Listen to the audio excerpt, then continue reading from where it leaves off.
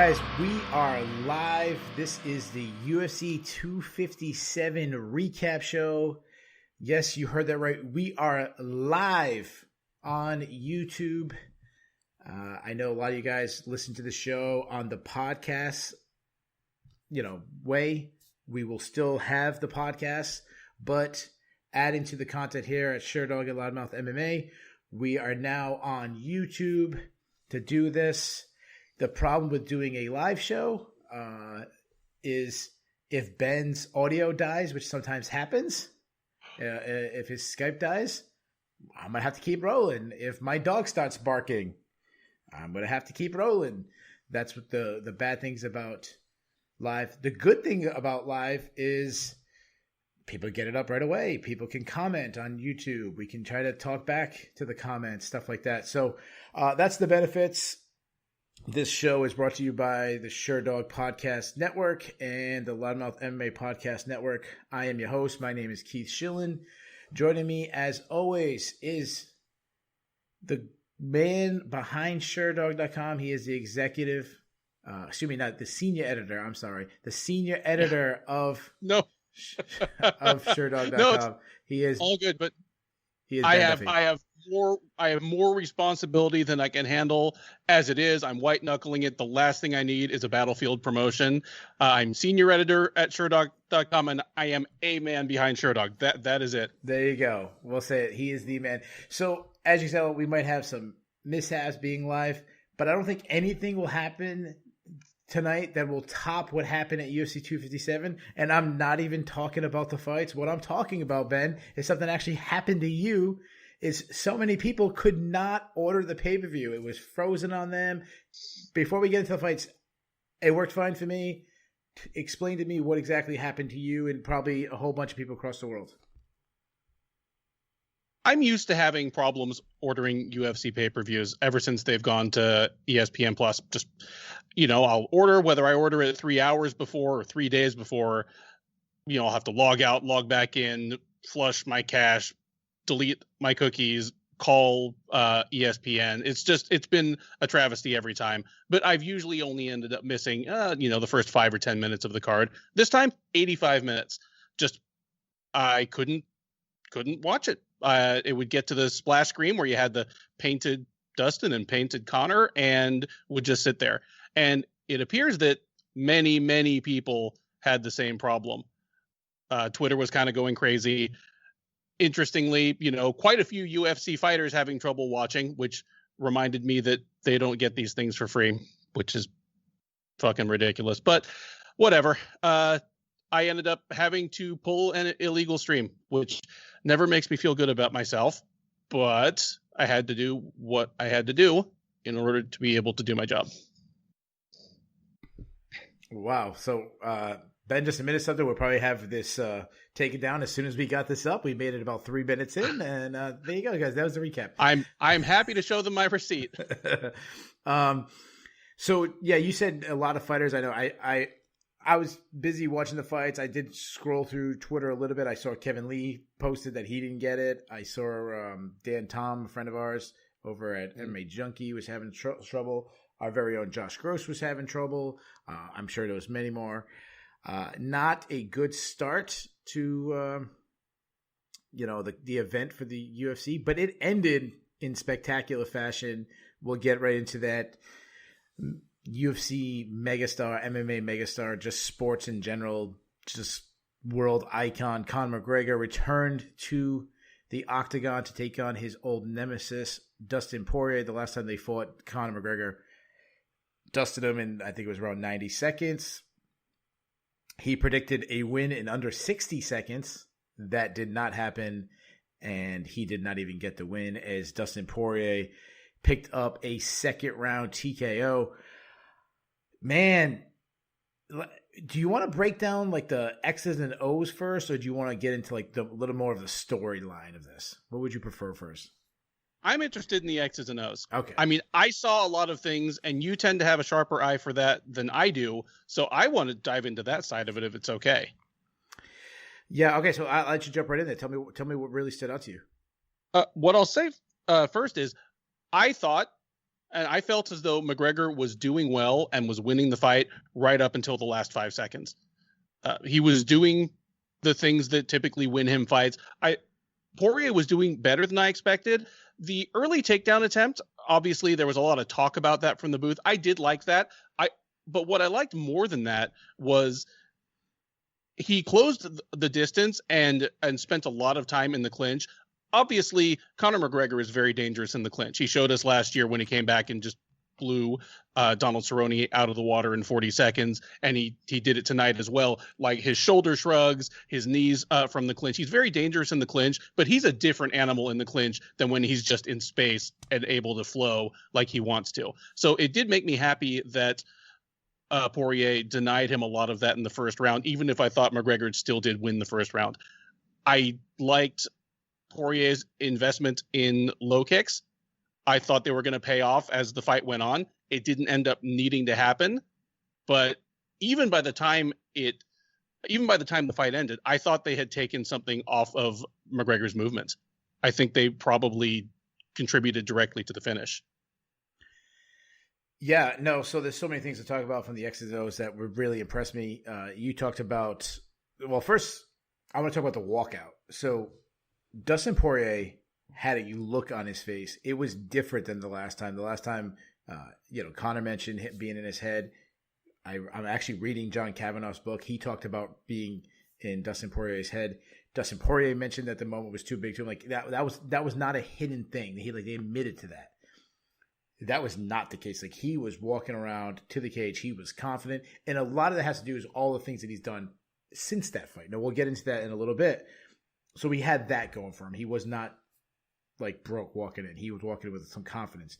Now we'll get into X and O's. I love this strategy. I love the fact that he looked to wrestle early for the, Conor has always struggled with wrestling. But besides the struggle in wrestling, there's two other things that really jumped out to me. One, Conor's always been a fast starter. That's what we were talking about. Like, it wasn't out of the realm of possibility that he could knock him out in 30 seconds. Under 60 seconds. It wasn't realm of the possibility because we've seen him do that. I mean, he knocked out Jose Aldo with the very first punch he threw, or the very first punch that they connected. Mm-hmm. So he's a fast starter. But also, wrestling wears you down. We've seen Conor wear down late. We talked about ahead of time. The deeper this fight, the better chance Dustin Poirier had to. I always think about when guys want to wrestle early. I think about George St. Pierre versus BJ Penn, where George St. Pierre mentioned, like, I wanted to get the lactic acid in his arms. Like, that was the thing that I thought was brilliant. You mentioned the leg kicks. You said the leg kicks, I believe you said it didn't pay, much. It didn't do its damage in the long run, but I definitely think it did enough damage to lead to the knockout because a couple things. You mentioned the movement of Conor. Conor likes to be a little bit on the outside where he's slipping punches, just kind of like he pulls the punches just a little bit out of the range where he can come back. And he had to actually move into a closer range. He had to get in the pocket to try to avoid those leg kicks. And that's not really where Conor likes to work. That's where Poirier loves to work. So he kind of forced Conor to fight in his range. The also thing is, because Conor has such that wide stance, we talked about it on the preview show, that he's going to be open to leg kicks. We talked about even like he didn't have much success, but Eddie Alvarez was targeting the leg kicks. You take away you take away guys' base, you're going to take away his power. Now, obviously, Conor, the way he hits, he is such a that's the biggest part of his game is pound for pound, one of the hardest hitters in the game. So now also you're taking away his power. So that really stood out to me. Two other things I want to say before we get into some other stuff is his chin. Like, I also scored the first round for Conor. I thought he did extremely well in the first round. Even though he lost, eventually got knocked out in the second round, like he wasn't getting blown out. He was having good moments, especially early around in that round. Is the chin of Poirier. He got tagged with some heavy shots that would have put other people out. And not only did he eat it, like he fired off some of his own stuff. And then when he started landing his own stuff, he already walked in so confident. It seemed like his confidence just started like rising and he started like, I kept saying like, I had a bunch of people over with me. I said, man, he's starting to feel himself. Like he started pointing at him. He's starting like he was living in that moment. He was enjoying himself, which is always a scary thing. Not a cocky where like I feel like I'm going to win, but like I got this. Like I'm doing well, and that confidence builds. But the other thing that really stood out to me, and it kind of goes with the same thing I said, is just the mental toughness of this guy. He was the guy that was supposed to be counted out. Conor opened. He opened as a negative 175 favorite. At one point, it was up to negative 340, which is a massive favorite. It even closed Which, it.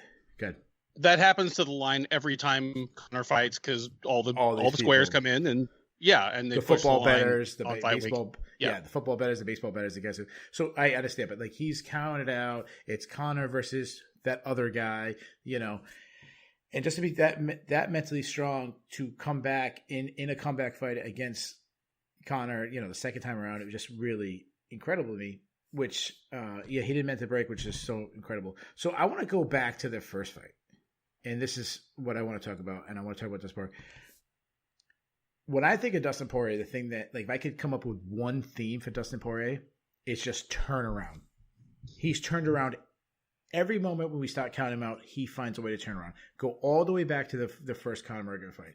This is he was a veteran, but this seemed like, this was Conor's first real big fight. It also was like Poirier's first big fight, and he was starched. He was, as Conor said, he's had his head dribbled off the canvas. He's Mystic Mac. I said I'd knock him out in the first round, and I did it.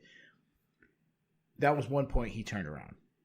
Another point I think about is that he moved up to lightweight. People counted him out. And then he got starched by Michael Johnson, and that was a terrible loss, and it seemed like, we'll never see him. Like, he had a little run, now he's done. But he found a way to turn around and started beating guys like Justin Gaethje and Eddie Alvarez and like all these guys that were supposed to beat him. And I'm not talking about the betting lines, but I'm just like moments, guys with bigger names and more success. Anthony Pettis. Then he finally made it. He got the interim title. How do you get the interim title? He went against Max Holloway. What happened in that fight? He came out to a fast start, and then Max Holloway started putting on him, and Max Holloway started doing Max Holloway things, and it just seemed like Dustin Poirier is going to lose. And then he found a way to dig down into, like, survive, turn it around and win. Go back to the Habib. Habib mauls him. Oh, what a terrible moment. It was the storybook ending to his career, and then he gets that moment, and he gets mauled. The good guy gets mauled.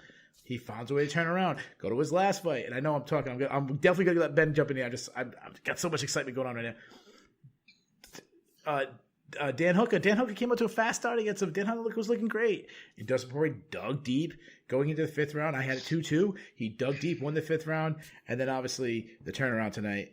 Lost the first round. Wasn't like a huge, massive turnaround, but lost the first round. Still found a way. And what I meant by the turnaround, just starting from where we started, losing to Conor, to ending and beating Conor, absolutely sensational. Just talk to me about like what is your theme with Dustin Poirier? I think you summed up a lot of it really well. I normally am kind of slow to give too much credence or too much weight to the so-called intangibles in MMA. I think a lot of times people make a bigger deal out of them than they really need to. Like the whole MMA forum science of trying to figure out who looked scared at the weigh-ins, for example. And I say that as a guy who's been on the forums for 15 years. Like I've been a scientist, but it's a ridiculous pursuit. Saying somebody, is tough or has heart or is a warrior, a lot of times it's almost like when Mike Goldberg used to say that somebody has this skill, and that skill, and then the opponent has very heavy hands. It's just what he would say when he couldn't think of anything else nice to say about you. That's not the case with Poirier.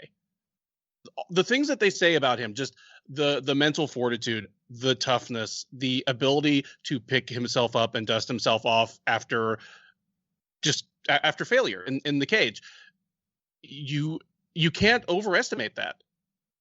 It's, tonight it carried him to victory over somebody who had beaten him very badly the first time they fought and still had all the same stylistic advantages that he had the first time. Full disclosure, you and I both picked McGregor to win this fight. We both picked him fairly confidently by early knockout. I'm not sad to be wrong. I watch these fights, because I learn things. I learned a lot tonight, but you can point to some of the strategic wrinkles that Poirier introduced that had not, been in place in their first fight. You can point to the fight taking place at lightweight. As I said, I think McGregor and Poirier are both better lightweights than they are featherweights. Agreed. But I think the difference is even greater for Poirier. You can point to Poirier having been more busy against high-level competition in the time since their first fight. But all of that maybe isn't enough to win this fight for him, except for just the difference in confidence. This is now a Dustin Poirier who knows that he can come back from adversity. And there's a switch that flipped in his head when he got to the stool after the first round. You said that, by the second round, he just appeared to be feeling himself. Yeah. I think so. I think he sat down on the stool and said, even though I lost that round, I've got this. Yeah. And he was right. Yeah, it was absolutely sensational. So one thing you said, I just want to jump in on.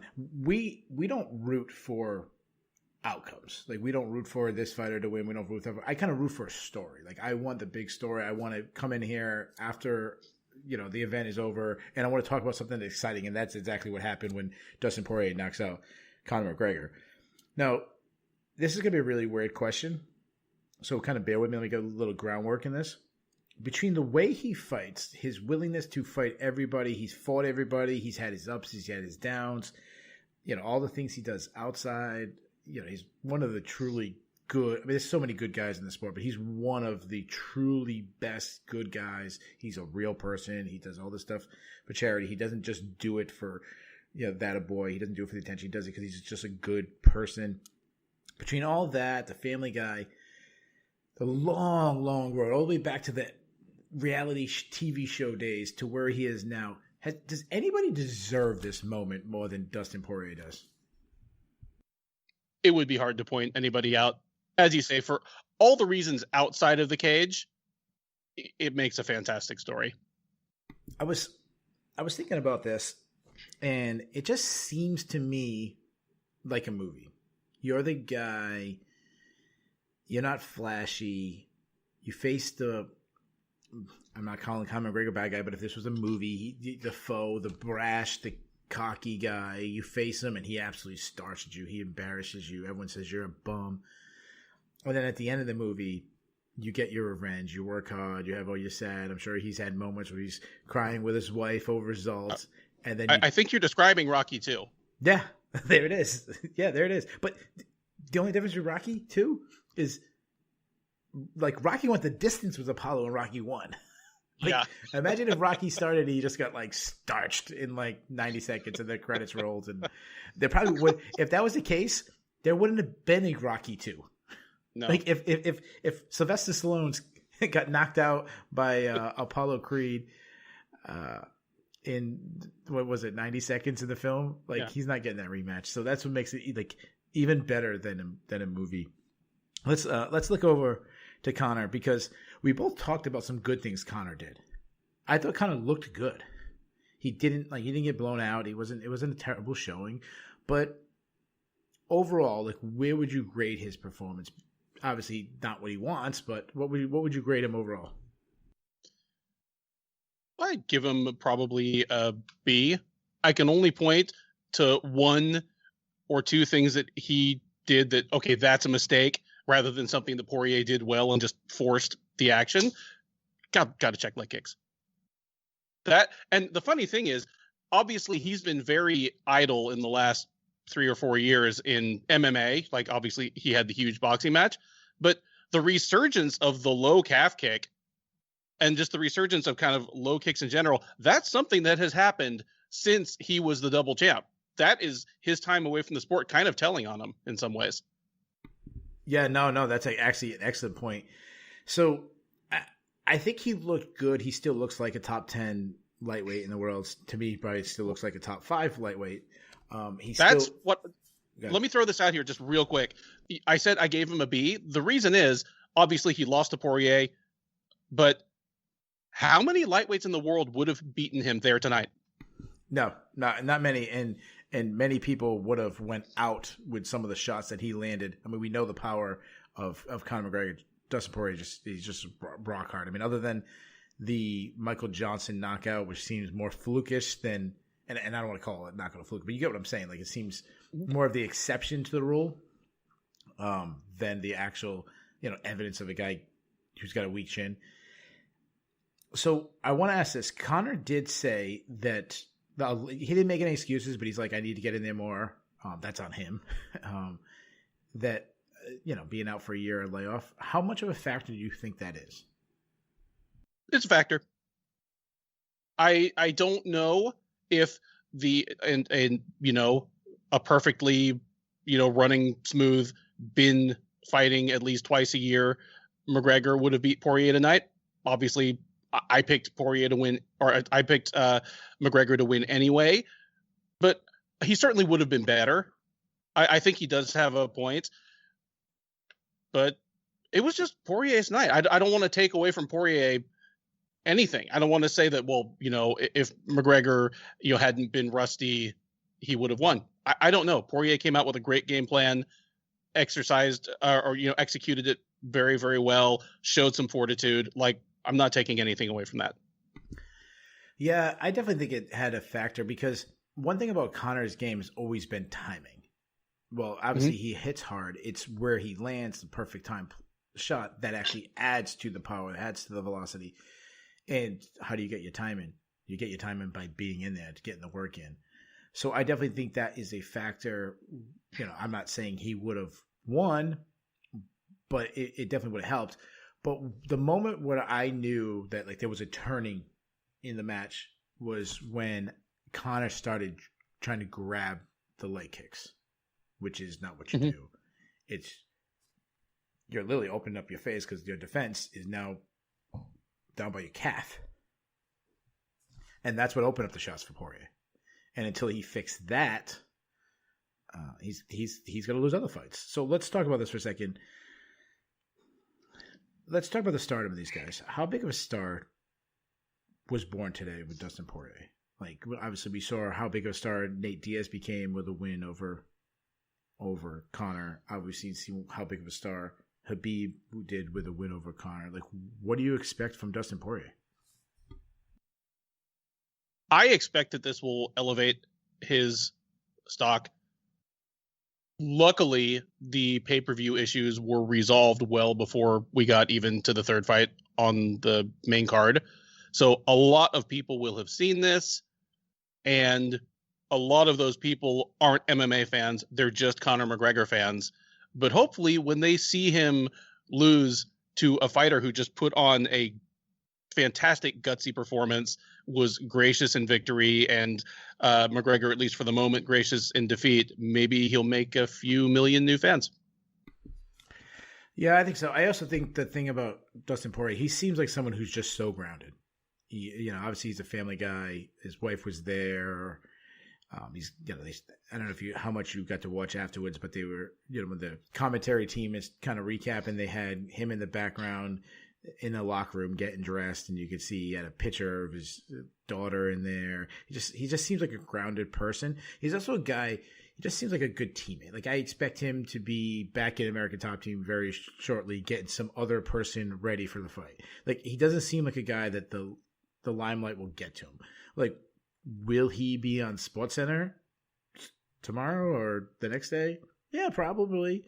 Will he get a little more impressed that he should? He should get interviewed by Jim Rome, or maybe I would love to see him on a Tonight Show, or I'm showing my age, but the late shows, who's out there? Jay Leno, they're not Jay Leno, but those guys. You know what I'm talking about. Yes. Help me out here.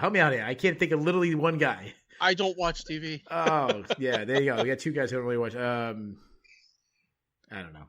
The redheaded guy and the tall redheaded guy and Conan O'Brien. There you go, Conan O'Brien. I can see him doing one of those shows, and I don't know. Maybe Joe Rogan brings him back in. So yeah, he's just one of those guys who deserves it, but he just doesn't seem like he could do the Today Show tomorrow or Monday and still be a guy that would take pictures with every single fan and just working, holding pads for some amateur fighter at American Top Team. So let's talk about Conor for a second. So I'm sure you kind of had the same thing that I got when anytime Conor fights or any I always judge, I know how massive a fight's going to be is when I start getting text messages from friends and they say, hey, who do you like? Oh, how much should I bet on this guy? Conor. Oh, Conor. I got millions of them all week long. So I know this thing's going to do huge. But I want to go through Conor's record for a second. If you are a Conor McGregor supporter, you're not the guy who orders next pay-per-view. You're not the guy who's going to be watching Alistair Overeem versus Alexander Volkov 2 weeks from now. If you're a Conor fan, or the ultimate casual fan, I think I saw I mean, the amount of celebrities that were tweeting on the screen. I think I saw Chris Godwin. I don't know. Which would be really crazy considering they have a game tomorrow. The Tampa Bay wide receiver. I don't know if there's two famous Chris Godwins, but Chris Godwin tweeted. I'm pretty sure it was the Tampa guy. I'm assuming it is. If he drops a pass or something, I don't think Brady was at. I think Brady was at Connor's last fight. I don't think Tom Brady, was watching at 11 o'clock at night, 12 o'clock at night. I'm sure he was probably asleep, but they were all out there. But I want to go over Connor's. His last 7 times you bought a pay-per-view from Connor, it was not good. You have the Nate Diaz loss, the Nate Diaz win, the Eddie Alvarez win, the Floyd Mayweather loss. Call it whatever you want, but Floyd Mayweather loss, Khabib Nurmagomedov loss, Donald Cerrone win, Dustin Poirier loss. That's 4 losses out of his last 7 bouts, whatever you want to throw that McGregor in. When will does he have to win to still be a draw? Or when will he stop being a draw? He has to win enough. I'll make a comparison. It's not a perfect comparison, but for a long time, BJ Penn was the accepted best lightweight in the world and a sneaky good pay-per-view draw by the standards of the day. Like by the immediate post tough era, 2005 when they bring back lightweight, like 2006, to 2011, a sneaky good pay-per-view draw. Even though it was understood that he could lose a fight at any given time. But he won just enough that he still had that magic that Penn fans, and I was certainly one at the time, believed that on the right night he could do anything in the world to anyone. He needs at least to win enough, that he still has that kind of mystique behind him. All he really needs to do is fight, hopefully relatively soon, against a top 10 lightweight and completely thrash him. And the star is undimmed. Yeah, no, I totally agree. So obviously winning and losing does matter a little bit. People are not going to keep paying. And what happens with Connor or any of these when the casuals show up, and I don't mean casual as an insulting term. I know a lot of people use that. I don't mean insulting. I mean people who don't watch every week. They're casual too. I envy them. No, yeah, I know. They weren't thinking about this card all day long like we were, all week long. The pendulum swings too far, no matter what. You get when he wins, oh my God, he's back. He's the best ever. Could he beat Mike Tyson, prime Mike Tyson in a boxing match? You get that one extreme. And then you always get the other extreme. Oh, he was too cocky. He was never that good. He sucks. He's terrible. You're always going to have that. That's what's going to happen. Of course, we're going to get all the Connor's terrible. He was never good. He's too cocky, blah, blah, blah. But people are still going to watch. But the one thing, there's a couple of things I'm worried about. Now, he did lose a lot of fans with some of the things he was doing outside. There was a civil lawsuit that came out this week. There's all kinds of, we can go over his criminal history. We've done it a million times, or I shouldn't say criminal, but any outside activities. That actually hurts. That gets old after a while. But also some of that stuff about his partying, him drinking the whiskey and being out at night, that does a toll on your body. I don't care who you are. I mean, there's a reason why there's very few athletes that can make it into their 40s because they don't treat their body that way. And if you don't treat your body good at all, which Connor's kind of been accused of doing, that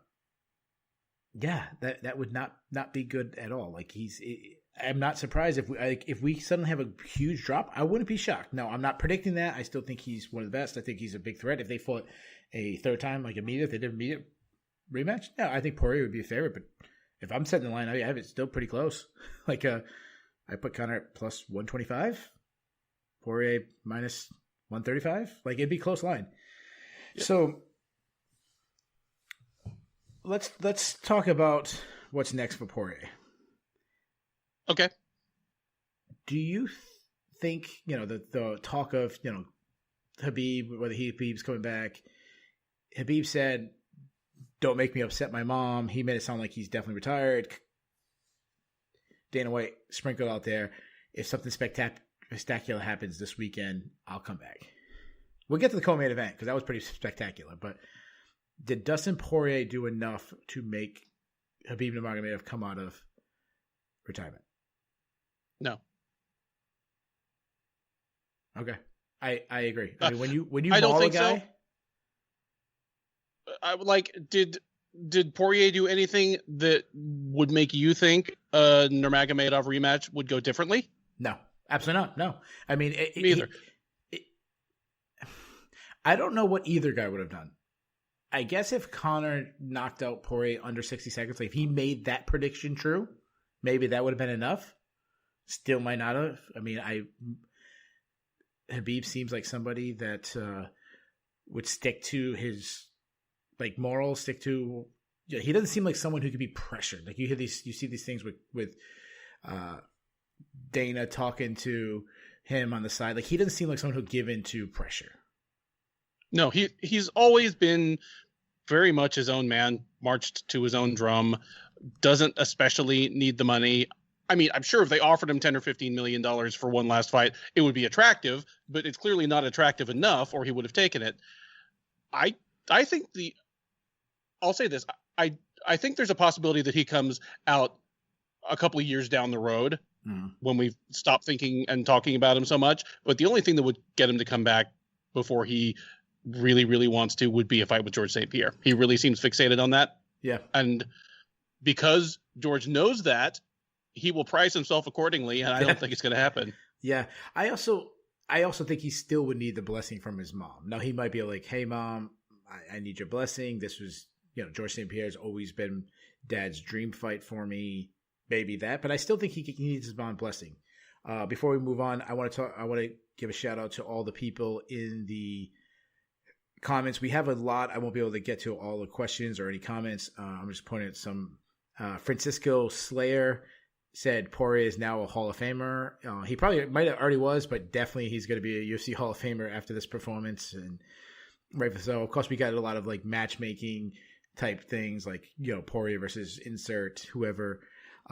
Drew Stott, I think he might misheard me, or maybe I misspoke. He said Poirier plus 125 is next fight. No, I was saying Conor would be probably about plus 125. If I'm making the line, I think Poirier would probably be negative 135. I apologize if I said that wrong, or if, I thought you said it right, but okay. We'll It's 1:45 in the morning, so I might have said it wrong. Zebra Cheeks, I love that name. Zebra Cheeks asked an interesting question. He says, do you think a shift back to karate-based styles as opposed to his boxing stance would help? I'm assuming he's talking about Conor. Yeah. Okay. I don't know if he really changed his karate stance. I mean, he has a wide stance. He still has a wide stance. I don't know if he means more bladed, like kind of turning sideways. Yeah. He came out with a similar stance. He wasn't quite as bladed. He didn't use his kicks as heavily as he did a few years ago. Like coming out of the same stance, he seemed to lead a lot more often with punching combinations tonight. Yeah. Against Poirier the first time, he threw almost nothing but kicks until he smacked him upside the head with that left hook. Yeah, another thing that happens when he's also older. Was he 34 now? I mean, he's only 32. 32. I'm sorry, I thought he was older than that. Yep. Yeah, it's one of those things like you see, like when kicking takes obviously so much energy. I know he did throw like a spinning wheel kick at one point and actually caught Graves, and didn't connect. But he caught him pretty good.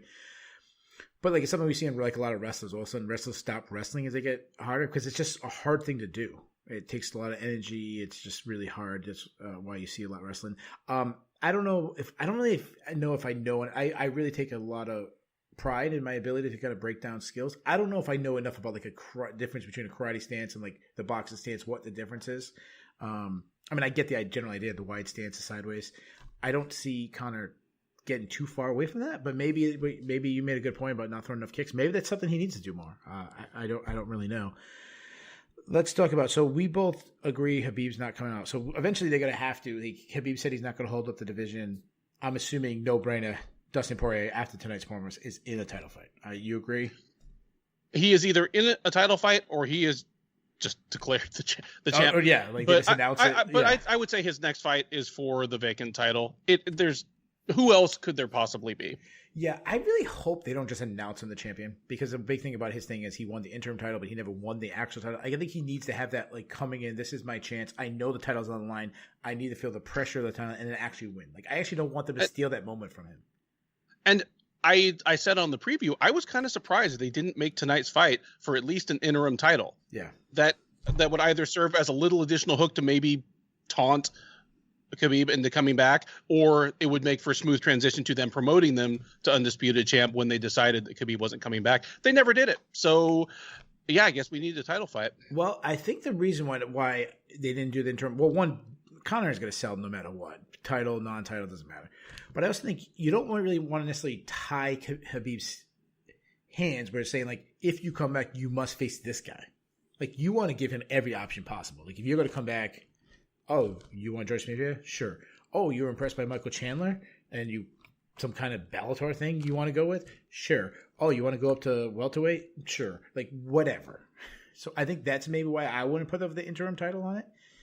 If it was two other guys and I was trying to sell a pay-per-view, maybe I throw an interim title on it, but I don't think it was needed with Conor. So we both said that Poirier's next fight will be for the title. We both said that Khabib won't be the guy standing across from him. So who is? If you're the matchmaker, who you putting in there? Well, it's interesting. Sherdog associate editor Jay Petrie just asked me on Slack, is now the time for... Well, actually, we'll get to that later. Why not go with the hot hand? Michael Chandler looked absolutely amazing tonight. He did. We'll get to that in a second, but yeah. It's partly because of who won. Poirier already has so much history with other top 5 guys in the division. He's already fought most of them. That's right. That's a good point. That's actually the point that when I was kind of making my points, that's the thing I was going to mention.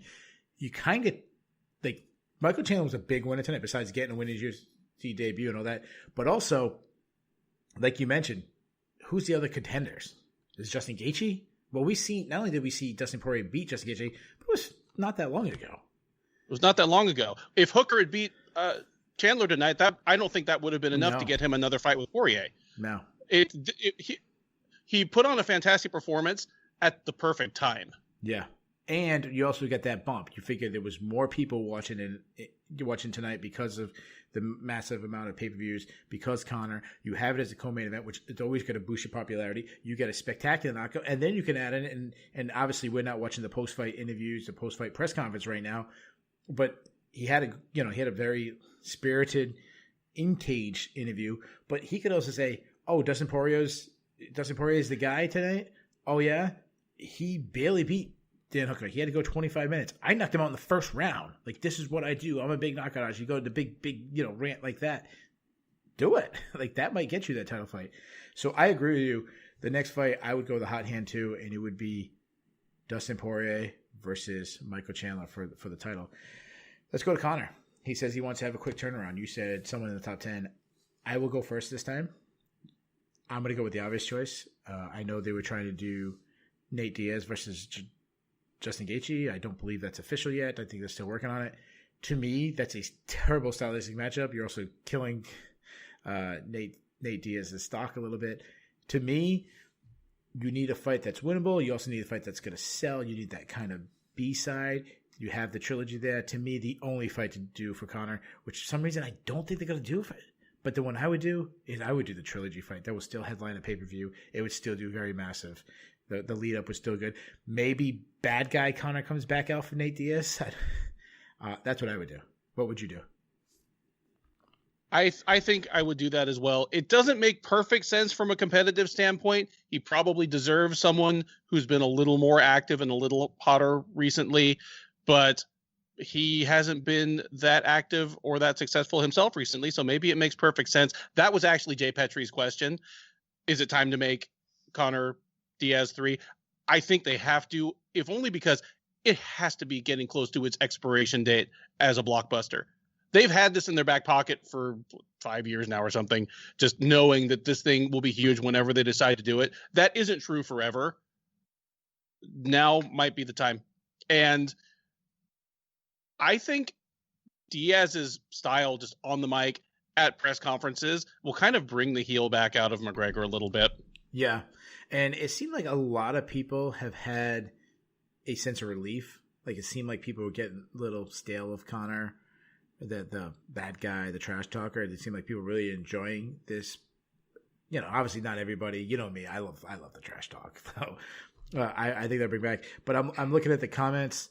A lot of people in the chat. A lot of people throwing out Tony Ferguson. That was another obvious choice. The reason why I think in the comments, the YouTube comments, we're seeing Tony Ferguson is, well, these are the hardcore fans. Let's be honest. These are the guys who are watching a recap show.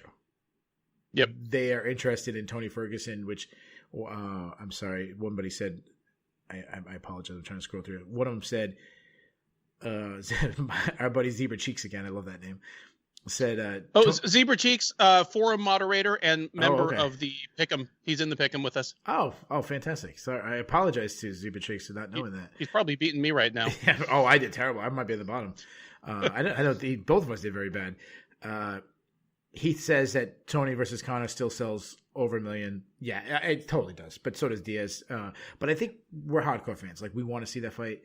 If you poll just 100 people who watch this pay-per-view, scattering hardcore, scattering casuals, that Diaz fight would, in my opinion, I'm not doing a poll here.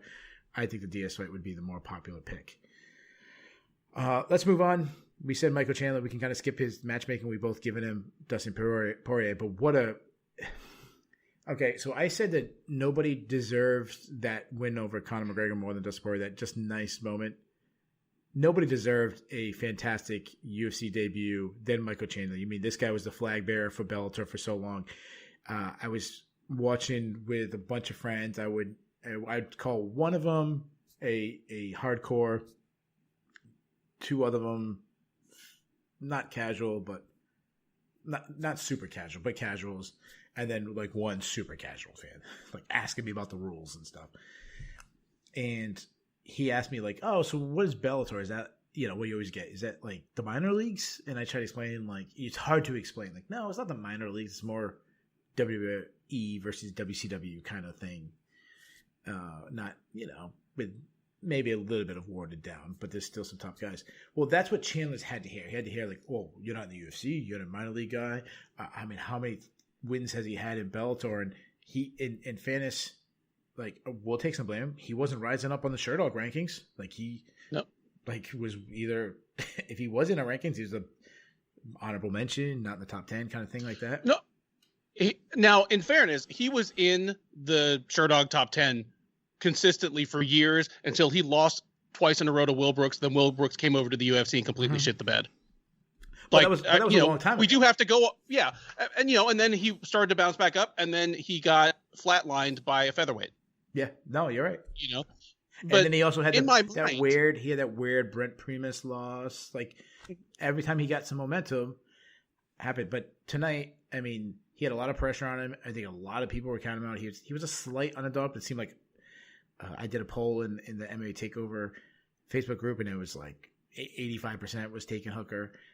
And Michael Chandler made an absolute statement. He's always had power, but the power was on display. And in my opinion, Dan Hooker had a perfect strategy. He was trying to do an outfight. He was kicking at the legs, which we've seen. Brent Primus had obviously light sex. I don't want to go into the whole leg kick thing again, the calf kick again, but everything we said about Conor, well, guy's got power. Take away his power. Guy can't wrestle as much if he can't explode off his legs. We're not gonna have that great insight. Like, Hooker had the strategy. And if you haven't, not you, but anyone watching, if you haven't watched Chandler's last 20 fights, like I have, he has been finished by a leg kick before. Leg kick just gave him, drop foot, and he fell onto his face. He couldn't move. As soon as Hooker started landing those, I was like, oh man, are we going to see someone just hit that little nerve cluster and this thing's going to be over? No, Hooker had a fantastic strategy, and I don't think the UFC is always diabolical and calculating in their matchmaking. So I don't think this was necessarily them trying to sewer Chandler, because they need fresh faces in the division, obviously. But he was a guy that I thought it was going to be really tough for Chandler to look good against for that very reason. The thing that I was worried about Chandler losing, as he's aged into his 30s, just being a short guy who's gotten by on explosion, is his ability to close the distance on taller fighters who know how to fight and outfight. As you said, Hooker did that, really did it well. It didn't matter. Chandler got inside and landed his punches, countered kicks with punches. and it was somebody in the Sherdog Slack, and I would look it up and give him credit by name, but said it was the one that finished it was like the Mark Hunt body to head. That Mark Hunt, always a short guy for his division with explosion, even though he looked kind of round and tubby, was always very explosive and crushing power. It was pure Hunto. You're muted. I'm sorry. The go low, go high thing that he did on Stefan Struve, like that we always see in his highlight reel, that kind of stand there. Yeah. So you mentioned about like the leg kicks getting to Michael Chandler. I actually thought the ending of that fight, when he said it, like you see how red it was. I thought it was going to look like a lot like the ending of Poirier versus Conor, like him starting to reach down, and then that opens up the chin, and then Hooker gets him, or he just brutalizes him with it. But once he got inside, he really got inside for one burst, and that's all he did. He hit him to the body, dropped his hand, and crushed his power. And we didn't even see his wrestling. So, who has ever done that to Dan Hooker? Dan Hooker spent 15. Yeah. He spent 15 minutes on the gunnery range with Edson Barboza, just taking everything one of the most breathtaking offensive fighters of the era could dish out. Yeah. I mean, it's not straight apples to apples, obviously, but sure. What a jaw-dropping performance. I think about Dustin Poirier. I mean, every single person who's fought Dustin Poirier has talked about his power. Max Holloway talked about his power. People who've trained with him talked about his power. I was just talking. I was talking to Tyson Chartier about Calvin Kattar's power, and we were talking about Anthony Rockamont, who's trained with both Poirier and Calvin Kattar, and he said if Calvin Kattar hits hard, but Dustin Poirier is still the hardest person to hit him. And that's a welterweight saying that about a lightweight who was a former featherweight. So, and Dan Hooker went 25 minutes and 8 shots from Dustin Poirier. So, Michael Chandler, shout out to him. Before we move on from the co-main event, because it was a short fight. There's not too much to take away other than let me ask you this. So let's do the Bellator angle, because that's always gets asked. Is Bellator happy at this moment, or are they sad? Like, are they sad that, like, wow, Michael Chandler might be a star for somebody else and we put all this work in him? Or are they happy, like, there you go, guys. We've had a lot of fighters from our company go over there and have success. So obviously the perfect example, a guy that Michael Chandler will always be connected to, Eddie Alvarez won the title. Was it a good moment, or was it a bad moment for Bellator? I think it's a good moment. I agree. I think it's probably, if you asked Scott Coker to kind of draw out the arc, he would say, have this guy become our greatest homegrown star, possibly our most accomplished champion ever. And just as he's kind of getting into the last act of his career, then have him go over there and he could either kind of raise the stock for everybody, or, if it doesn't quite pan out, well, he was 34. He'd had a couple of bad losses.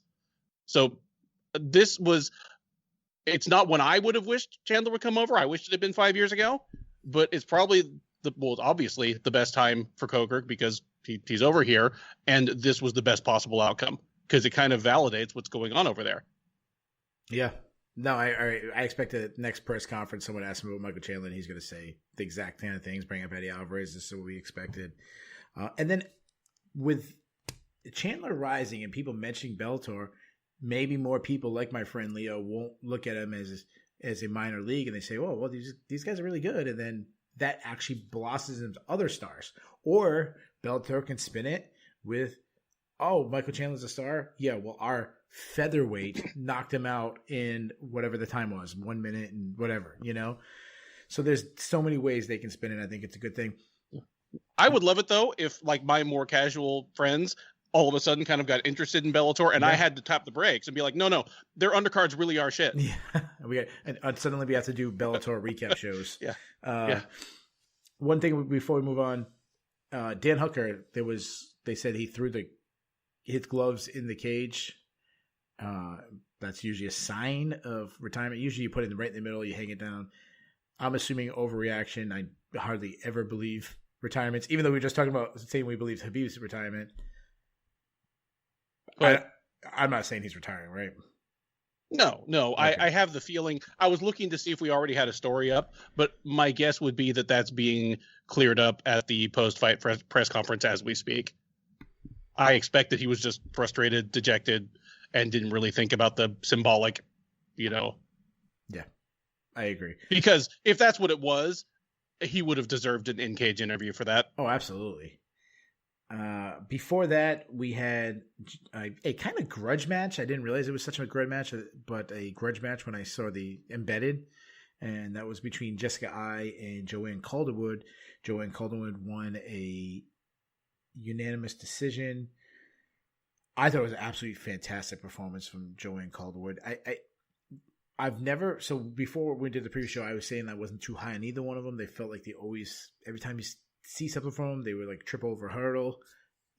I thought it was a fantastic, like this is the best performance in my opinion of Joanne Calderwood's probably career, based on who she fought, what, the atmosphere, how it was. Her output was incredible. Like, she didn't slow down. Her output was tremendous.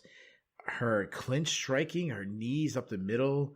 I mean, she made Jessica Ai work the entire time. And she came into kicking range, she got kicked. She came in clinch range, she got clinched in knees. She caught elbows. I mean, she cut her up at the very end. I mean, it was just a really, really good performance. What was your thoughts on this fight?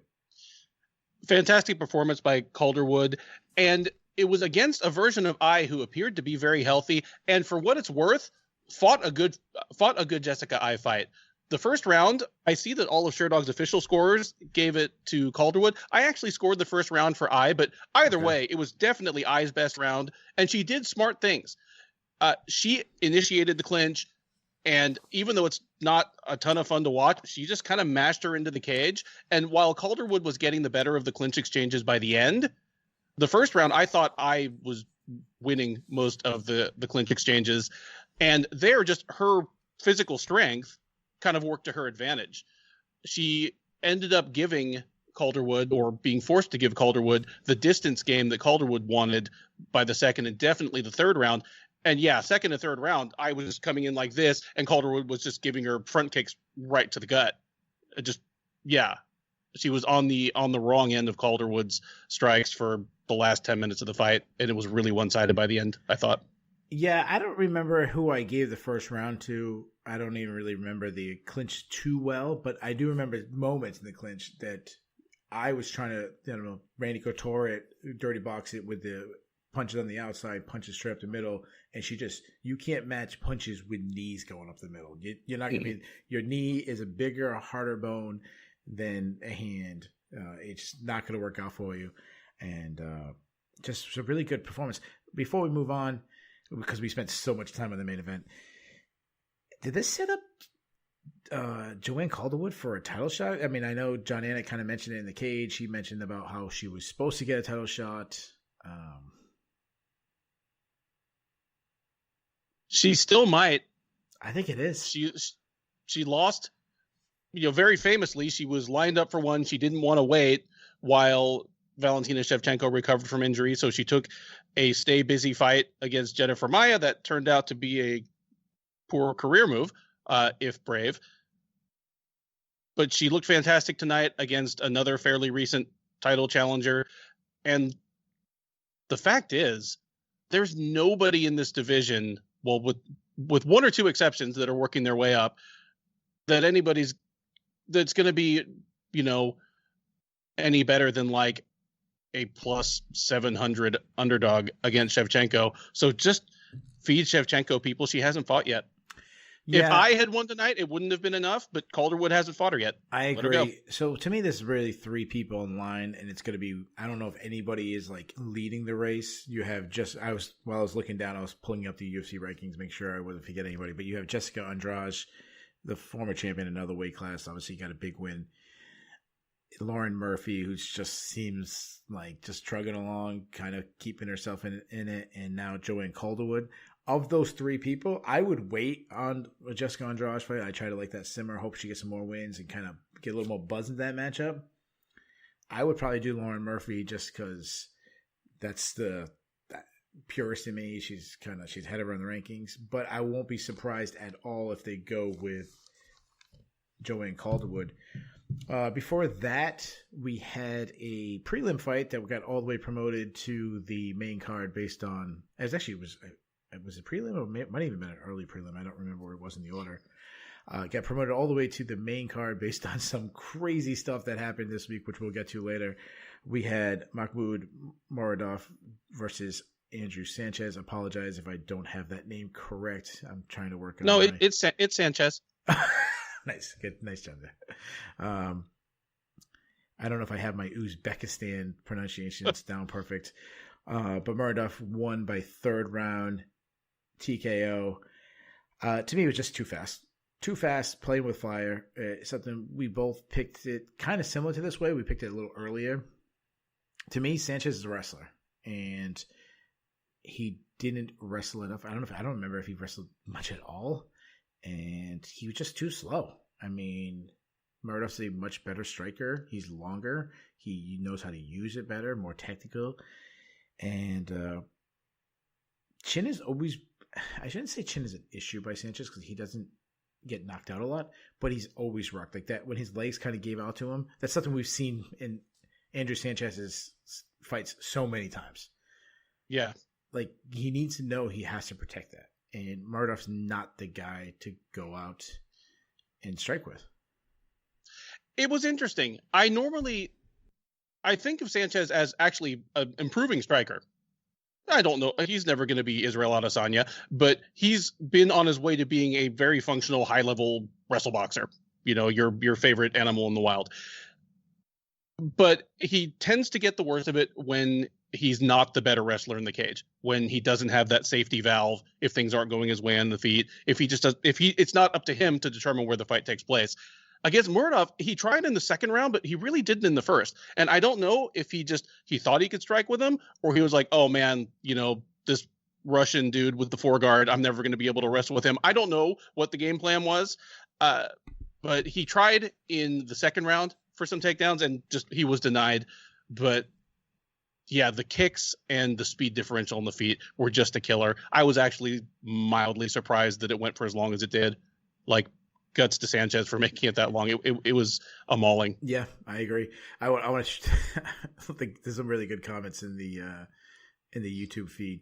I want to throw out a shout out to Drew Stout. We did forget about a possible Khabib matchup, and that would be Khabib versus Jake Paul.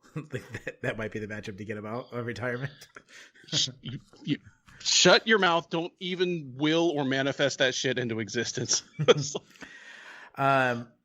Before that, we had a massive upset. I don't have the betting line in front of me, but Marina Rodriguez knocked out Amanda Ribas. I know you had some pay-per-view trouble. Did you get to see this fight at all?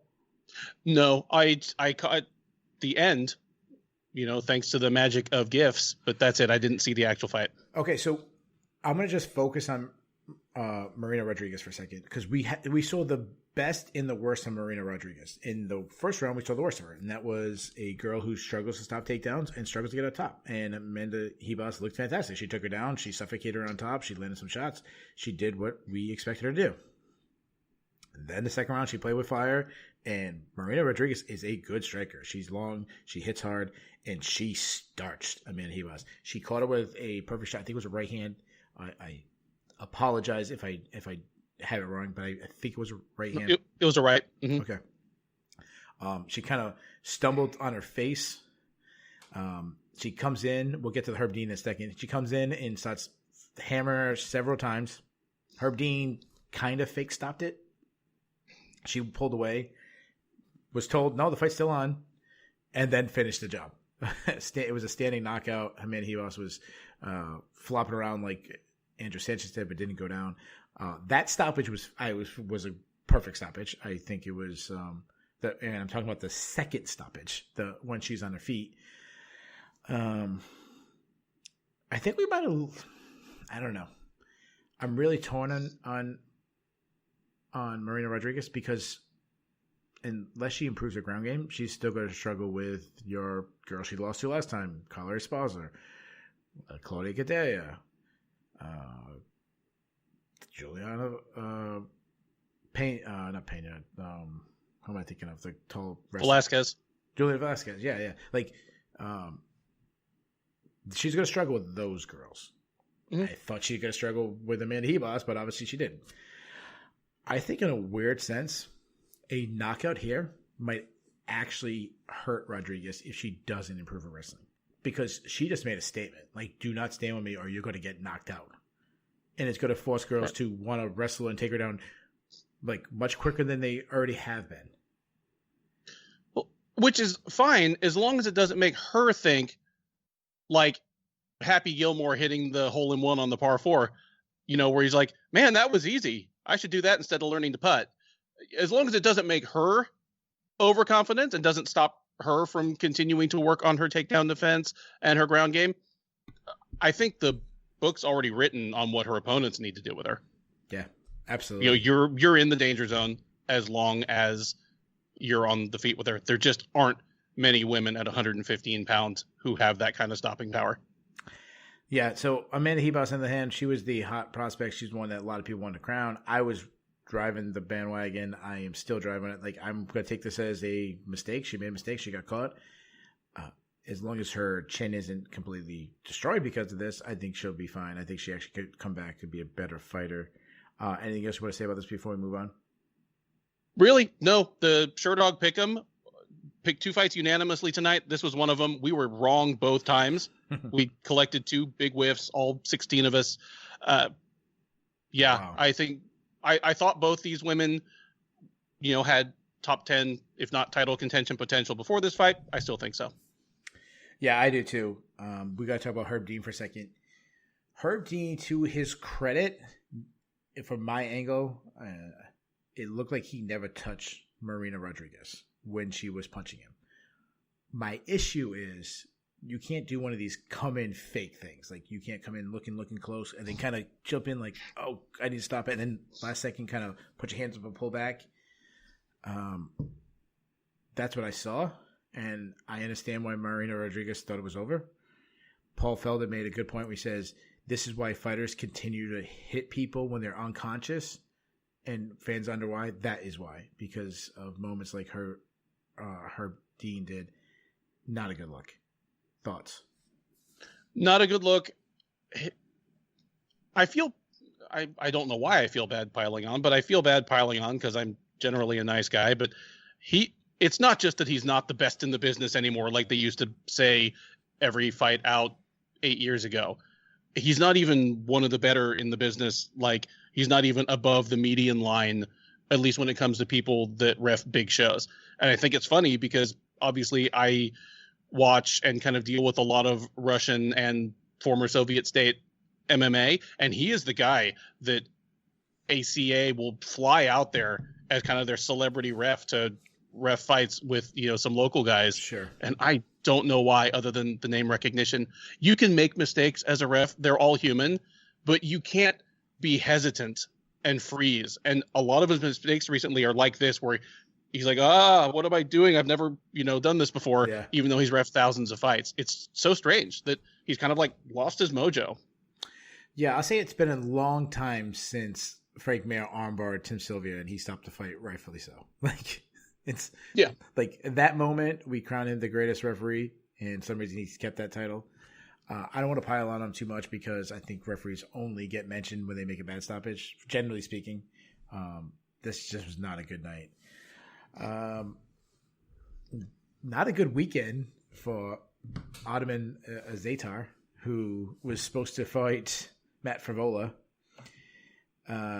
I still don't know the whole story, but him and his team... Nobody knows the whole story. Yeah. We all want to know what the fuck was in the bag. Like, it's 7 part 2. I don't know. Him and his friend gave a the wristband to some random person. Might have been a friend. Might have been who snuck into the fighter hotel, went into a different room, snuck like out to the balconies, and like climbed around like some Spider-Man James Bond shit movie. Yeah, to give him a bag of something. And Otman Azatar, undefeated, hot prospect, out of the UFC, off the card instantly, and like instantly to the point of like basically immediately escorted out of the fighter quarantined area. Yeah. I just thought of like the best meme be like, what was in Ottoman Azatar's bag? And then they start opening the bag and it's just Bernie Sanders. Yeah, or that just seems like something like Mike Perry would do, or Diego Sanchez would do, or as this mystery man was climbing through the balconies across the wall, there's like Diego doing yoga out on the balcony or something. Anyways, so his fight got canceled with Matt Frivola. Arman Sarukian was supposed to fight Nasrat Haqparast. That fight was canceled due to an illness to Haqparast. I'm assuming weight cutting issue. The two guys ended up getting matched together, and I feel bad for both guys because both had such a drastic style. Like Sarukian had to go against Frivola, who's probably he's a better wrestler than Haqparast is, and then Frivola had to go from a guy who's a heavy hitting Zadar to a very heavy wrestling based guy, which is what Frivola wanted to do. I give credit to both these guys. I mean, to be willing to step up, I say that both guys have some huge packages, huge balls. Good for them. Yep. Don't need to ask what's in their bag. Yeah. Yeah. Sarukian, I just love this guy's style. I just love his potential. He just looks so good. Even though it's different style. I mean, it was a fun, competitive matchup for the first round. Just his heavy wrestling base was going to eventually beat out Frivola's. He's only 24 years old. He just looks like, I said it before the preview, I'm doubling down. He just looks like a top 10 guy in the future. I love this guy. He does. And it should be a cautionary tale that I'm making this comparison, but reminds me a little of Gregor Gillespie. Yeah. Just same number of fights into his UFC career. Sure. But I for what it's worth, I liked Frivola's approach to the fight. Like, you're getting a fighter on short notice, but you know exactly what he's bringing to the table stylistically, and you know he blew weight.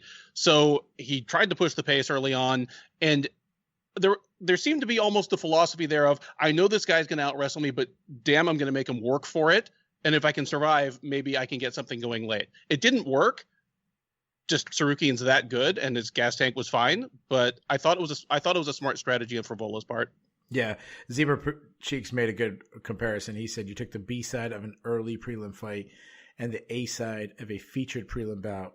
It was never going to be close. I mean, it wasn't close in the betting lines, but I think the fight was closer early. Like, it was pretty competitive. I mean, at one point, Frivola actually somewhat hit a lateral drop, which is always fun.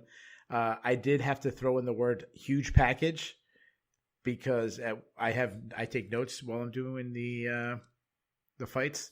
And while I was taking notes, I had a bunch of friends around. I got up to go to the bathroom, and my friend wrote underneath this one, huge package. He also put great nuts. He just started putting notes in there, and I saw it, and I said, well, all right, I'll throw it out there. So there you go. That's why the huge package kept brought in there. Shout out to my friend Mike, who stole my notebook. Before that, we had Brad Tavares versus... Okay, you want to say something?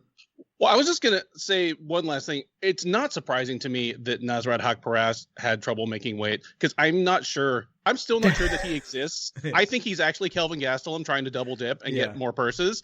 And we see how much trouble he has making even welterweight. So, we see you, Kelvin. Yeah, so I'll let you know into my weird mind what I do, like when I'm watching a stream of the weigh-ins, and you have that like gap. You have like the first rush of weigh-ins, and you have like a gap, and say there's like 7 or 8 fighters left.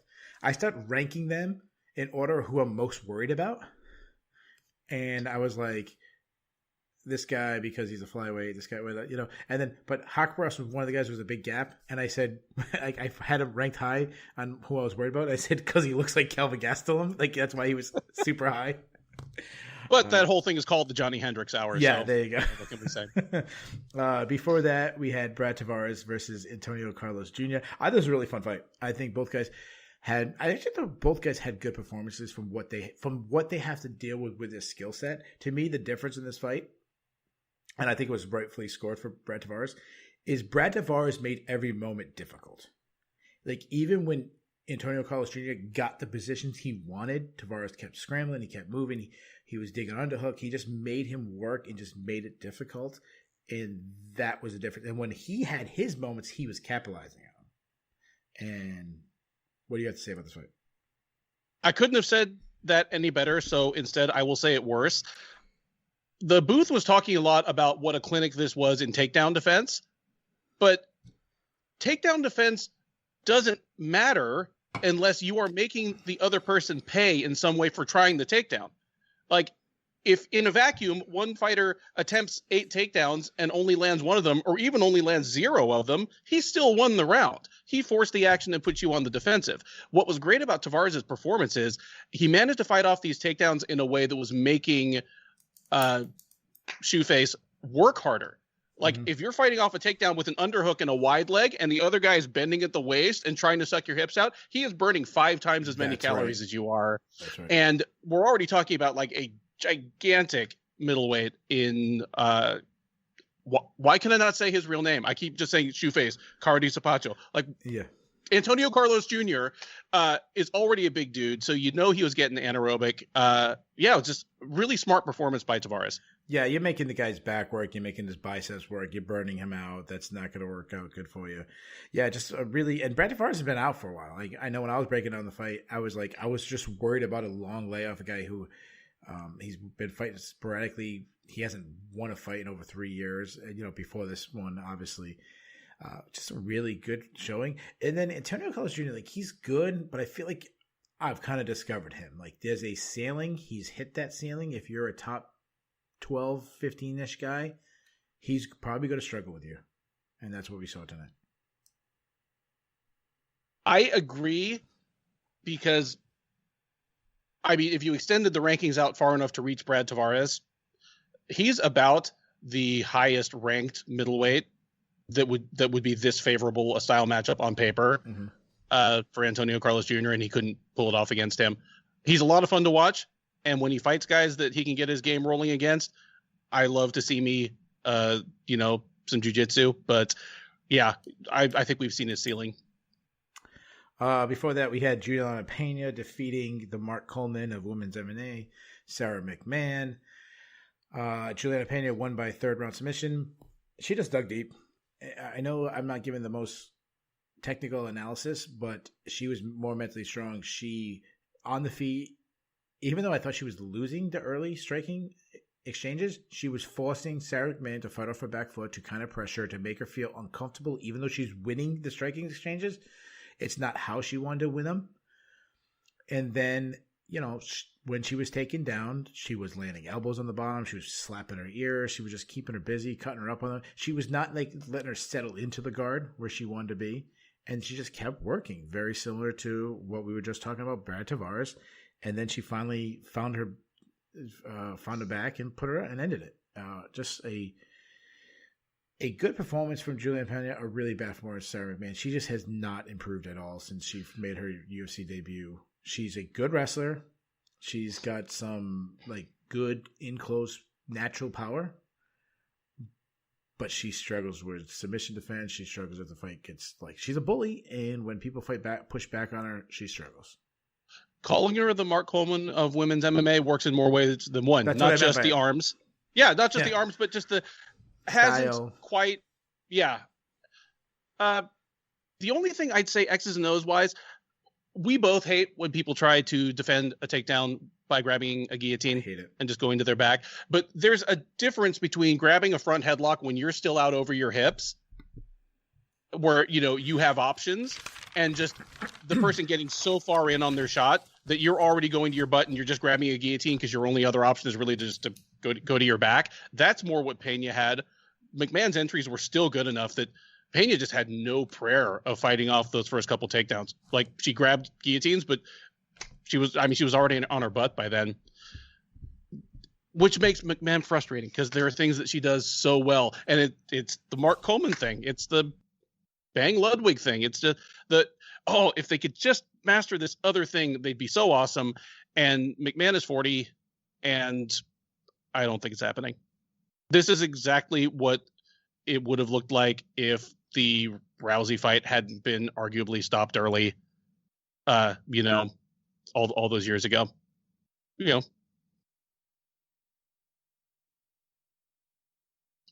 Unmute. I apologize. Yep, you're good. On the live setting, I usually can hit when we do recording. I usually can mute my mic on the screen. I can't do it now, so that's why I keep. If you're looking, I keep looking down and hitting a button. The thing that probably got the most talk about this fight was the post-fight interview with the weirdest take ever when Juliana Pena suddenly accused Amanda Nunes of ducking a girl who was on a losing. It was lost her previous fight.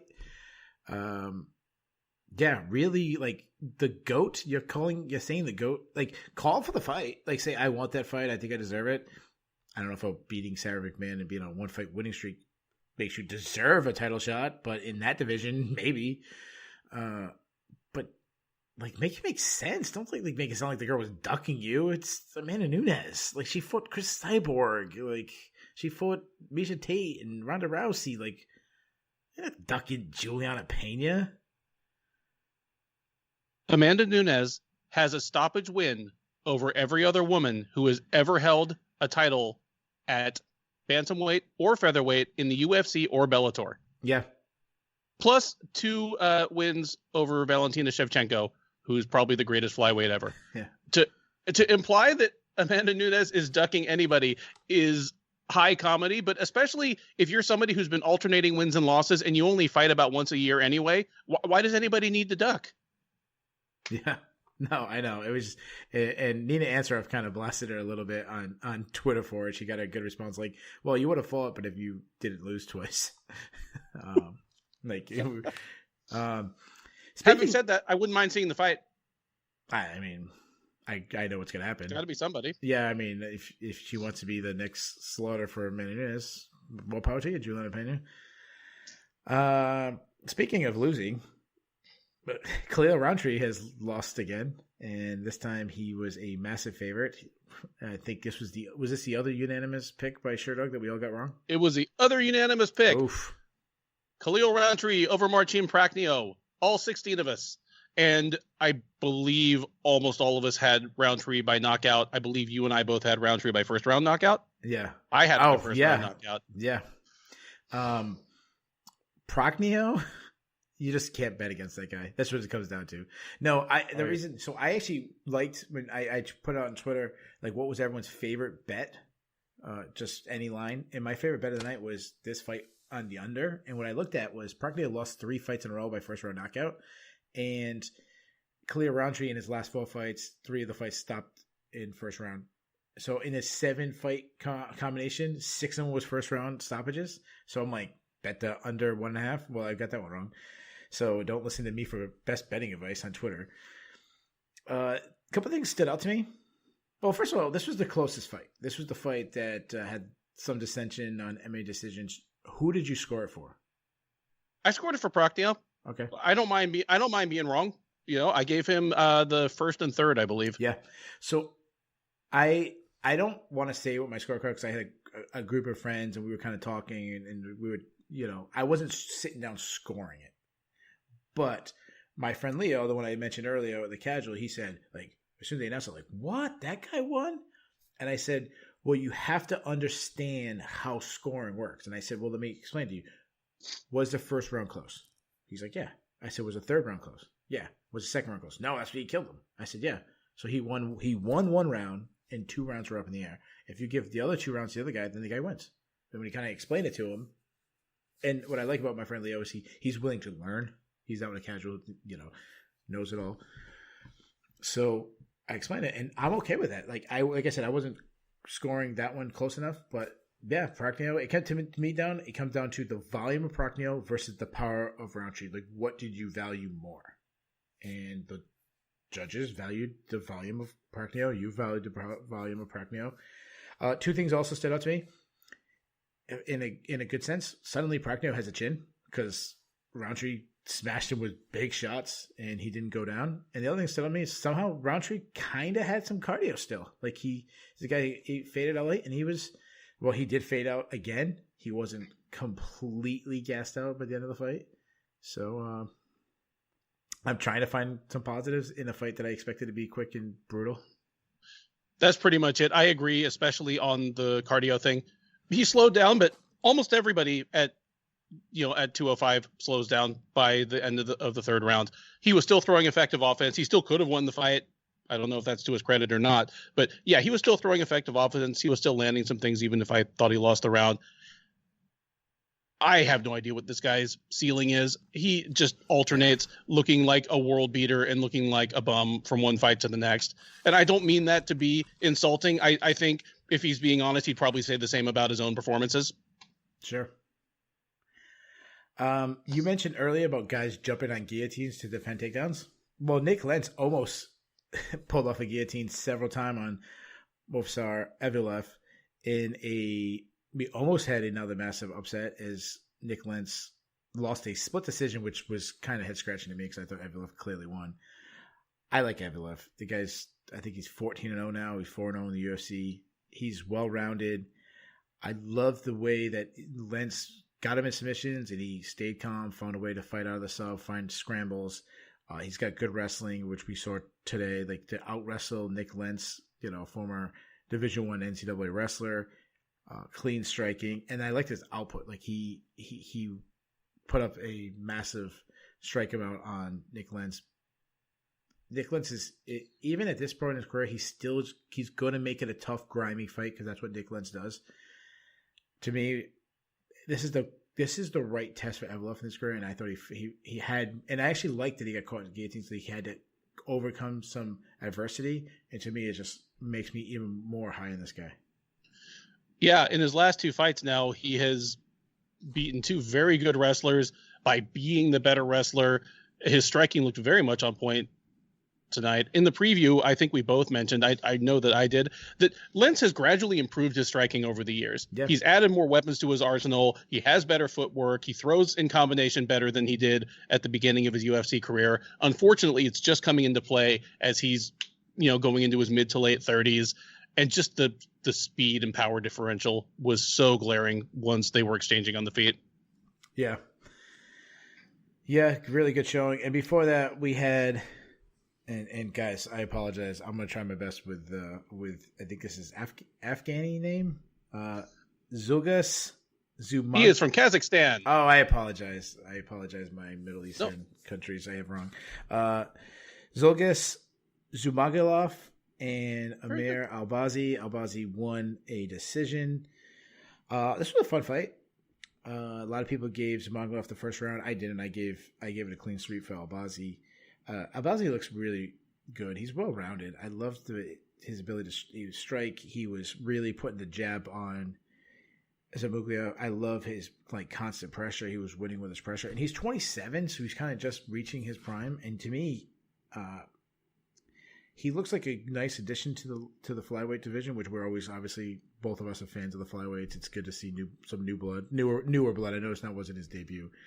And what I really liked is when he was either up 3-0 or 2-1 late in the fight. While he didn't get the finish, he was still looking for the finish. I really like that. What was your thoughts on the fight? Same as you. I did give the first round to Zumagulov, but it's one of those fights where both men, if possible, came off looking good. I came off at least as high on both guys' stock as I was. I think we both think these guys both have top 15 at least written all over them in the flyweight division, maybe more than that for Albazi. Yeah. It's still, even though it was beep, like flatlining a little over a year ago, there still just aren't that many flyweights in the UFC. So it's not that, it's not that long a road to contention. Yeah, and Zumagulov is now 0-2 in the UFC, but didn't have bad showings in either one of them. And the last one, again, Raulian Paiva missed weight by half a weight class, and I thought Zumagulov won anyway. I think he gets a total mulligan for that. And then here he lost a close, entertaining fight to a future top 10 guy. But keep him around. I'm sure we'll get to that soon, though. Yeah, so there you have it, guys. We have covered all the fights in depth. We're going to get into the fun stuff. Before we get into the fun stuff, do you have the awards for the evening? Yeah, I have the awards for the evening. There were 4 performances of the night. They go to Dustin Poirier. Of course. Mahmoud Muradov. Okay. Marina Rodriguez and Michael Chandler. Okay. I like you leaving Michael Chandler at the end. I thought it was oh, good. No way did he not get one. We'll get to the fun stuff. We'll start with the cut list. I shouldn't say fun when we say cut list. The way the cut list works, guys, is If both me and Ben agree that someone should be cut from the UFC, we're given our approval for the UFC to cut them. Not that they listen to us, but they have to be on both my and Ben's list. I have one guy. I thought about two. I'll tell you who the guy I thought of. I thought about putting Khalil Rountree, but I thought the fight was close enough. And Khalil Rountree, while he's not good, when he wins, it's exciting. So I would give him one more chance. The one guy on the cut list was actually a guy who's in an exciting bout, but he's lost 3 fights in a row. He's up there in age. I'd get rid of Nick Lentz. I agree. I'm good with that. Lentz can go, especially considering that he competes at 2 weight divisions that the UFC is not in need of bodies, featherweight or lightweight. There are plenty of just another guys out there. I'm good with that. I can't believe that Marcin Prachnio is not on the list, but hey, you win, you survive, you advance. Congratulations, Polish power. Good for him, babe. You know what? It wasn't that long ago that Jan Blachowicz would have been close to our cut list, and now he's the champion. So there you go. Let's get to the Bulls and the Bears. The Bulls and the Bears is a stock market reference. You're not familiar. When a stock is going up, it's a bull stock, or a bull market. When it's going down, it's a bear market or bear stock. We do it 3-2-1 style, kind of like hockey's 3 stars a day. So number 1 being the best, number 3 being the worst, but still obviously good. Do you want to go first, and do you want to do the Bulls or the Bears? Let's do the Bears first. Get the bad news out of the way. Okay. You want to go first? And you go first. Okay. My 3 biggest people who lost. I'm going to start with Antonio Carlos Jr. He's my number 3. It's just going to go down to what I said before. Like, he was actually a very slight underdog in this fight. It just comes down to if guys can stop his takedowns or make him work, he's going to lose. He's really one-dimensional. We talked about Michael Chiesa on the recap show about how he's, for the most part, one-dimensional, but he's made it really work at such a high level. We've had other guys in recent memory, David Maya, stuff like that. Unfortunately, we've seen the peak of Antonio Carlos Jr. He's never going to win a title. He's never going to be in the top 5. And this was just a rough loss to him. In a fun fight, I thought. My number 2, Amanda Ribas. This is a girl that was also a massive favorite. I think she would have got this win. She would have got a really big fight being on a Conor McGregor card. I think she would have a lot of help. And she has such star quality between her personality and her fighting skills. They really wanted to get her over tonight, and that did not happen. But my number 1 loser of the night is the UFC. I mean, they have a massive pay-per-view come in. They have pay-per-views freezing. They can't get people, on getting their money's worth. I know there was a rumor. I'm not some techie thing, but like Dana White was calling out, hackers and streamers and all this stuff. And some people like that, don't call out these guys. They're going to hack you. And then this happened. And I don't know if that happened, but I did find that ironic. But also, when Conor McGregor loses, you also lose. They lost some plans. They lost some stock. If Conor loses, it's not a good night for the UFC. So my number 1 loser is the UFC. Ben, who are your 3 biggest bears of the evening? Okay, my bottom 1, least bearish, Khalil Rountree. We already knew that he was an inconsistent fighter, given to, lose at any given moment. But he just lost a fight that was in no way a fluke, uncontroversial, to a guy that on paper might have been the worst light heavyweight in the UFC going into the cage. A guy that could easily have been cut after his last loss. There's no way to spin that. That's a bad look. Unless it would take a huge turnaround for him to now become something other than reliable action fighter who alternates wins and losses for a few more years.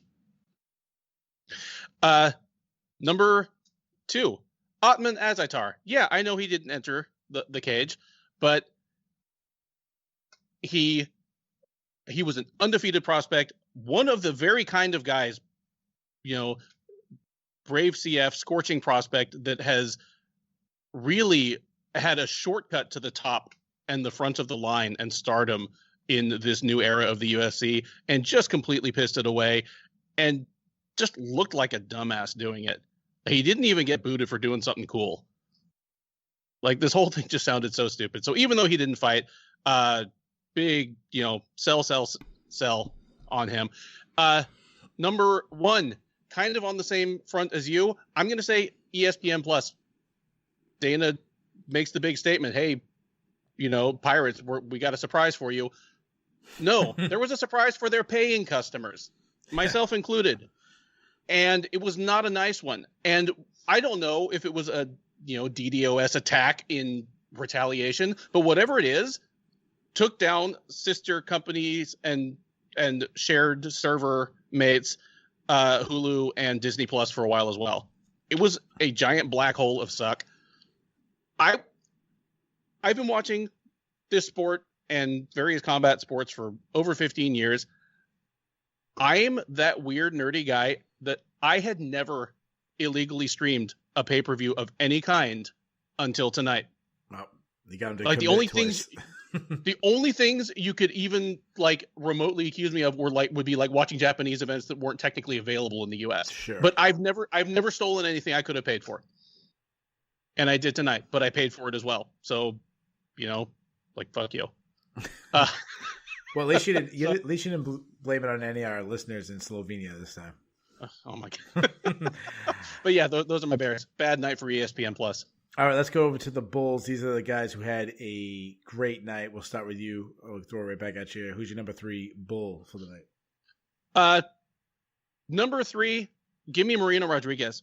She was a underdog, fairly healthy underdog for good reason. You and I both said these are both really good prospects. Rodriguez has just faced a murderer's row since getting to the UFC. She's better than her record looks. And she showed out tonight. She reminded us like what's dangerous about her and kind of gave me a glimmer of hope that with the right matchmaking and continued improvement to her game, she could be like a real contender. That's fantastic. Number 2, Dustin Poirier. What more can you say? How good must that feel? How good must it feel to be that man right now? I couldn't imagine.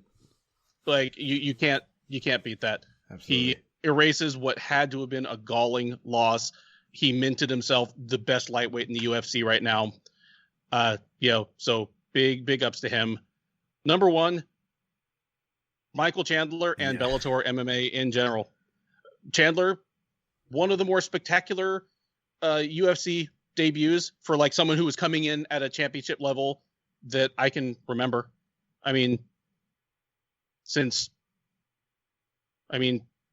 Anderson Silva wasn't even he was a former Shudo 167-pound champ when he came to the UFC. But I'm trying to think of someone else who came in with championship expectations and just kicked in the door like Michael Chandler did. And as we already discussed before, him doing that, especially if the success continues, just shows the shine that, hey, they might not have the full depth of roster, especially at certain weight classes, but Bellator's best stack up well with, the best fighters in the world in any weight class. Yeah, I agree. Like, I would absolutely love to see Alex Volkanovski versus Patricio Pitbull. Like, that would be a fantastic matchup. The only fight that no guys that short could ever beat Max Holloway. The only fighter that I think that maybe could fit that description would be Justin Gaethje, because he had like a fight of the year candidate in his first fight, but not like a perfect performance. Like he was rocked several times and whatnot. I'm just filibustering here for a second. My Bulls are the same as yours. The only difference is I had Poirier and Chandler switched. Chandler beat Dan Hooker, Poirier beat Conor McGregor. So to me, you beat Conor McGregor, you got to be number 1. So I'm not going to get too much in mind. We have the same list, which is actually, I don't know, it might be the first time ever we got like all 3 perfect. The same exact list. So let's get to the grade. Last question. What was your grade for the card? A-. There were no terrible fights on the card, even though I picked the top 3 fights on the card wrong. I don't mind that. The technical difficulties will piss me off forever. Yeah. I'll never let this shit go. But A-. We'll probably be looking back and talking about this as your card of the year candidate. Yeah. So I'm going to go B. I wasn't as high. The co-main event and the main event really saved me. Like, they had like wow moments. So that's why I got a good grade for me. But you mentioned there wasn't a bad fight in the card. I agree. But there also, to me, wasn't a spectacular fight on the entire card. Like, there wasn't a barn burning, both guys get wobbled. That's what kept it from an A. So I give it a solid B. I feel like, it ended off great, but kind of started off a little slow. So that was my grade. So there you guys have it. That is the recap of UFC 257. We went deep. We covered all the fights. We were live on YouTube. Before we get out of here, I want to thank all the people who participated on the chat on YouTube. We had a lot of comments. The guys were great. Some good questions. I apologize, guys. I was trying to obviously do a show, make sure everything's working as well, and try to get the comments on the side. But those guys are absolutely fantastic. So shout out to all you guys. We'll be back in a couple weeks. It'll be a preview show. We actually have a little time off. So you know what? That's a good thing. I'll kind of work on some of the graphics and stuff for this. If you enjoy this, please tell all your friends. Make sure you check out the preview show on Sherdog Podcast Network and Loudmouth MMA. And, of course, return for the next recap. That is Ben Duffy. I'm Keith Shillan. See you guys next time.